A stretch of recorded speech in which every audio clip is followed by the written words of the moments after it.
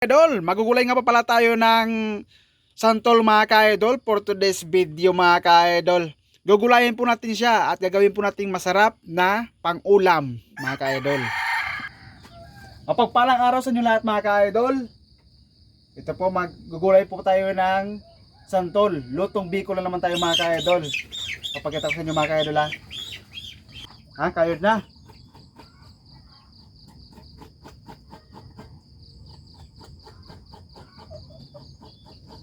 Kayor na natin mga ka-idol.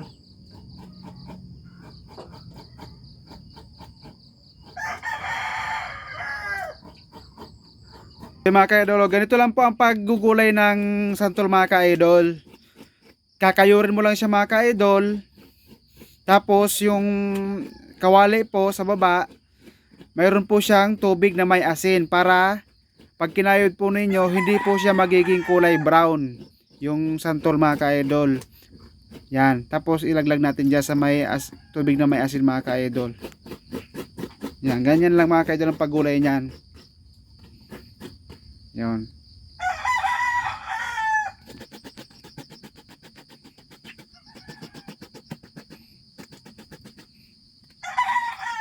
Ito na pala mga ka-idol yung kinayod na santol mga ka-idol. Ito na yung kanyang itsura mga ka-idol.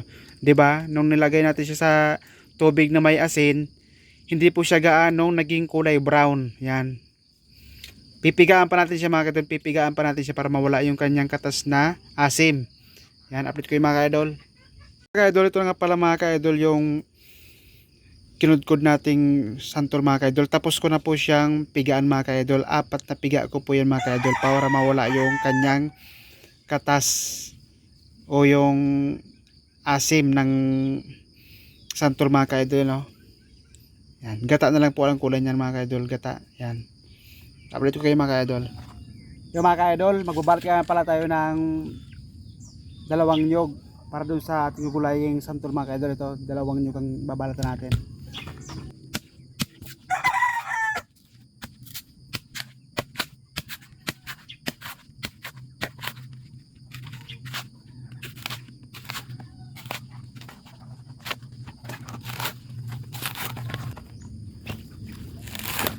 Dalawang nyug ang ating kakayurin para mas masarap ang ating gugulaying santol mga ka-idol. Yan o, gaganda ng mga nyug. Tara mga ka-idol, kukunin natin yung sabaw nito mga ka-idol. Yung sabaw, ito yung ilalagay natin sabaw ng nyug. Yan, nagsasaw pa yung ating manok. Yun mga ka-idol, kakayurin na natin idol ng mano-mano yung ating niyog para sa ating gugulaying santol.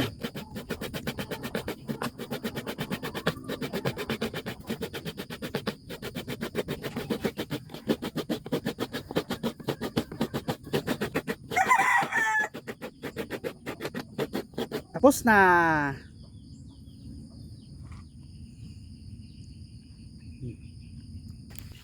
Ay mga ka-idol, kumuha tayo ng sili dun sa ating mini garden. Ayan. Ayan o. May mga bunga na yung ating sili kaya napagkukunan na natin. Ayan mga ka-idol.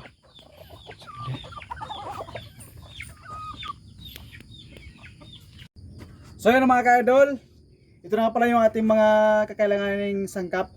Sibuyas, tapos mahabang sili, pulang sili mga ka-idol. Tapos dahil wala tayong pangsahog, kuha tayo nor cubes chicken, tapos 2 paminta. Yan. Ilalagay na natin dito sa ating gugulayin. So yun mga ka-idol, ilalagay na natin yung ating mga sangkap. Ayan. Ayan yung mga sangkap po natin mga ka-idol, tapos paminta. Sabay-sabay na natin yan mga ka-idol. Yan. Tapos yung gagataan natin. Yan. So yun mga ka-idol, bago tayo magpiga ng ating gata, maghugas muna tayo ng kamay para malinis yung ating kakang gata. Gagamitin gata. Ayan, linis na natin.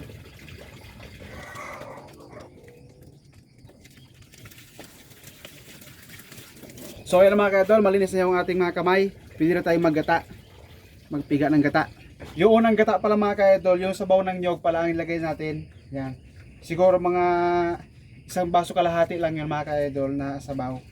Yun ang ating isinabaw dito sa unang gata. Para pag nilagay natin siya sa gulay na santol, manamis-namis po siya. Yan. Pigain lang natin na maayos para lumabas yung katas ng niyog.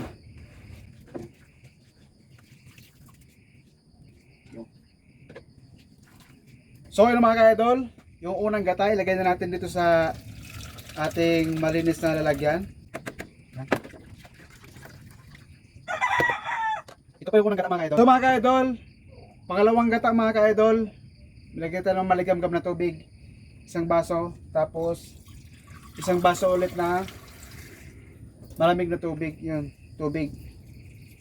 Yan yung pangalawang gata natin mga ka-idol. Bigayin natin. Bigayin lang natin mga ka-idol, maayos.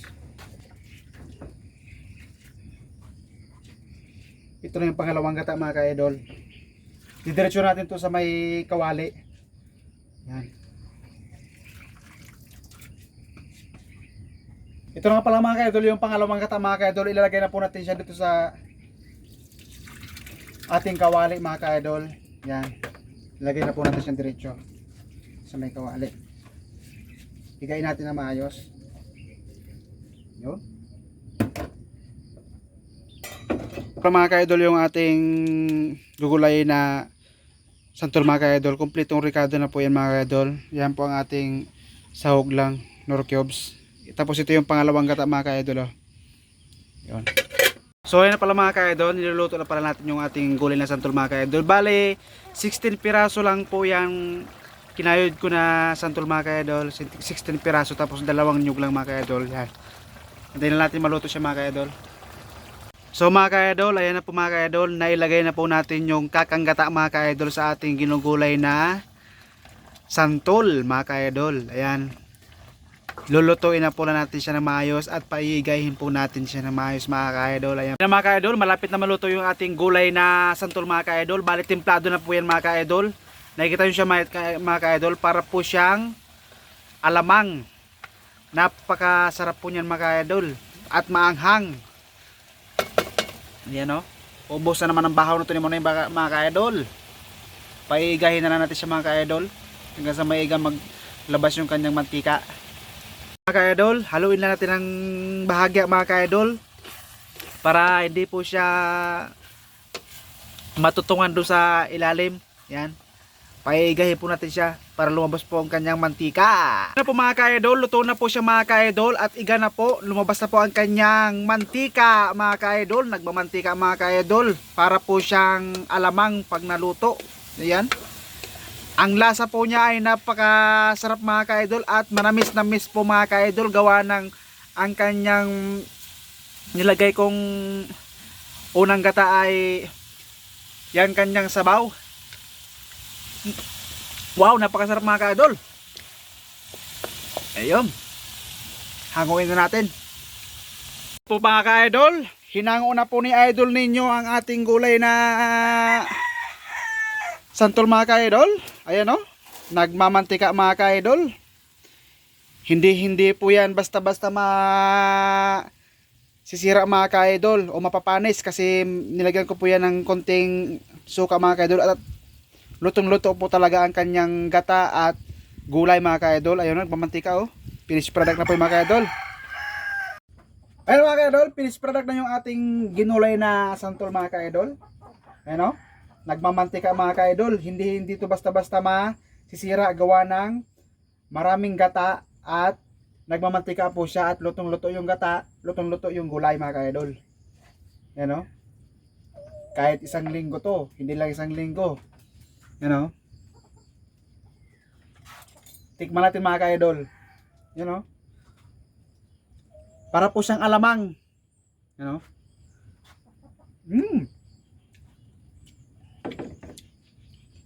Napakasarap mga ka-idol. Busan ang bawal nito naman. Idol, ito na pala yung ating finished product na ginulay na santol mga ka-idol. Ayan o. nagmamantika mga ka-idol yung ating ginulay Hindi totoo na yan. santol. At Bola makulay lang yan. po, makulay na makulay. Kahit po isang kisinas po yan, hindi po yan basta-basta sisira. Gawa ng lutong-luto po ang kanyang gulay at gata mga ka-idol. Ayan o, nagmamantika mga ka-idol o. Ayan o.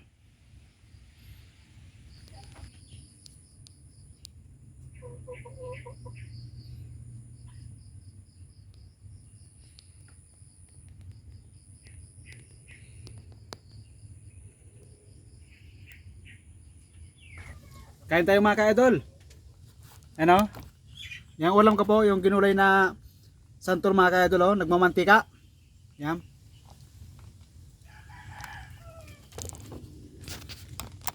Grabe, napakasarap mga ka-idol.